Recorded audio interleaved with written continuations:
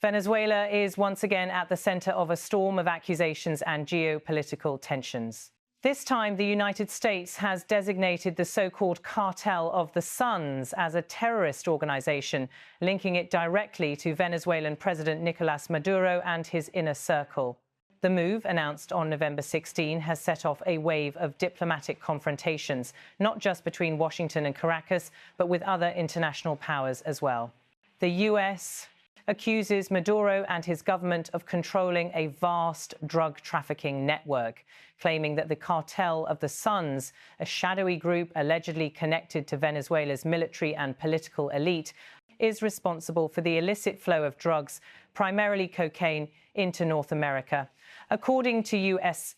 officials, the group has corrupted Venezuela's military intelligence agencies, legislature and judiciary, thereby ensuring that the country becomes a key player in the global drug trade. For many, this designation represents another chapter in the ongoing struggle for control of the region's most valuable resources, particularly Venezuela's vast oil reserves. But for the government of Nicolas Maduro, the designation is seen as an aggressive move by Washington to destabilize Venezuela, orchestrated under the guise of a war on drugs. The U.S.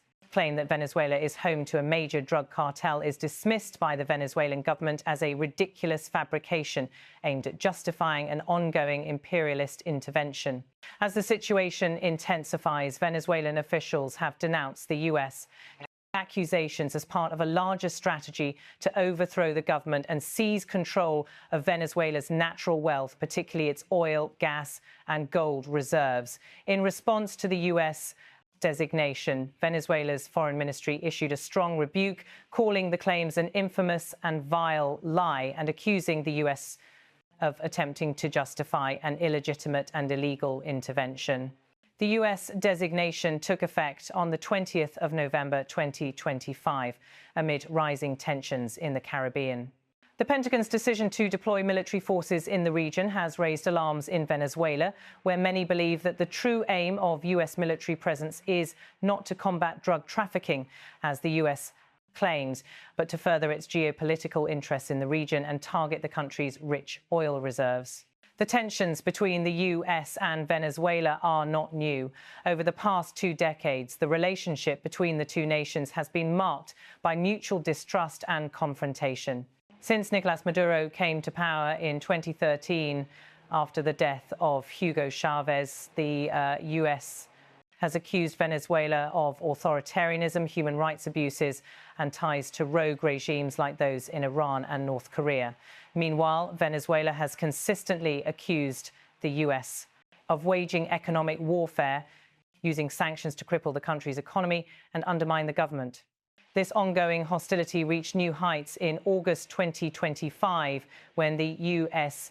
launched a series of military exercises in the Caribbean. The operations were ostensibly aimed at combating the flow of drugs through the region, but for many in Venezuela, they were a clear signal of Washington's intention to escalate its involvement in Latin America. The situation grew more tense when, just days before the U.S. designation of the Cartel of the Suns, 6 airlines cancelled their flights to Venezuela. This was seen as a direct result of a U.S. warning to civil aviation authorities about an increase in military activity in the region. The U.S. military presence in the Caribbean has long been a point of contention for Venezuela, which sees it as a clear violation of its sovereignty. The Venezuelan government has repeatedly accused the U.S. of using drug trafficking as a pretext to justify its military operations in the region. For Venezuela, the real objective is not drug control, but to weaken the government, destabilize the country, and ultimately seize its vast oil reserves. The Venezuelan government insists that these interventions are not just about drugs, but about controlling the country's wealth and ensuring that Venezuela's resources remain under the control of its people. Nicolas Maduro has been outspoken in his condemnation of U.S. actions, labeling the intervention an armed aggression designed to impose regime change, install puppet governments, and steal Venezuela's resources. In September 2025, Foreign Minister Ivan Gil made these points clear when he addressed the international community, stating that the United States is actively attempting to destabilize Venezuela not because of drugs, but because of its oil. According to Gill, the US seeks to control Venezuela's vast natural resources, including oil, gas, and gold.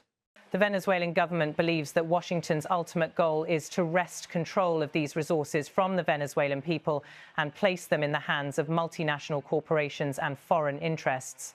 The allegations from the US are based on an investigation that claims the Cartel of the Suns is a sprawling criminal organization linked to Venezuela's military and political leadership.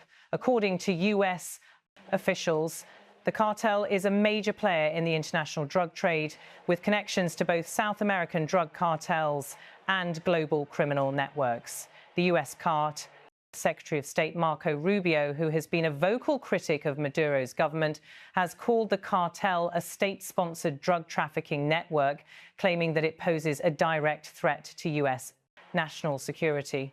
Rubio's statement has been echoed by other US officials, who argue that Venezuela's involvement in drug trafficking has fueled violence in North America and contributed to the opioid crisis. The US government maintains that it is committed to stopping the flow of illicit drugs into its borders, and that Venezuela's role in this trade has made it a major target in Washington's anti-drug efforts. However, Venezuela's response has been one of defiance. The government insists that the accusations are part of a broader strategy to justify military intervention in the country. Maduro's administration maintains that the US has long been intent on overthrowing the government and installing a regime that would be more favorable to US interests. For Venezuela, the Cartel of the Suns designation is seen as just another attempt to undermine the country's sovereignty and control its resources. In Venezuela, the government has framed the US designation as part of a larger pattern of foreign interventionism, accusing the US of seeking to impose its will on sovereign nations across Latin America. Maduro has stated on several occasions that the US is attempting to create a pretext for military intervention in Venezuela, in the same way it has done in other countries, from Iraq to Libya. For the Venezuelan people, the situation is increasingly dire. The country is already grappling with an economic crisis that has led to widespread poverty, food shortages, and mass migration. The US has imposed heavy sanctions on Venezuela, targeting its oil industry, banking sector, and key government officials. These sanctions have crippled the country's economy, leading to hyperinflation and a collapse in public services.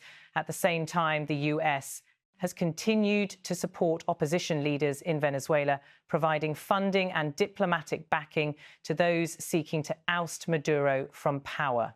Despite the pressure, the Venezuelan government remains steadfast in its resistance. Maduro and his allies in the ruling Socialist Party argue that the sanctions and diplomatic isolation are part of a larger effort to weaken the country and prevent it from achieving economic independence. The government has called on the international community to support Venezuela in the face of what it views as US aggression. As the standoff between the US and Venezuela continues, the international community is watching closely. Many countries in Latin America and beyond are concerned about the potential for increased instability in the region and the prospect of further military intervention in Venezuela.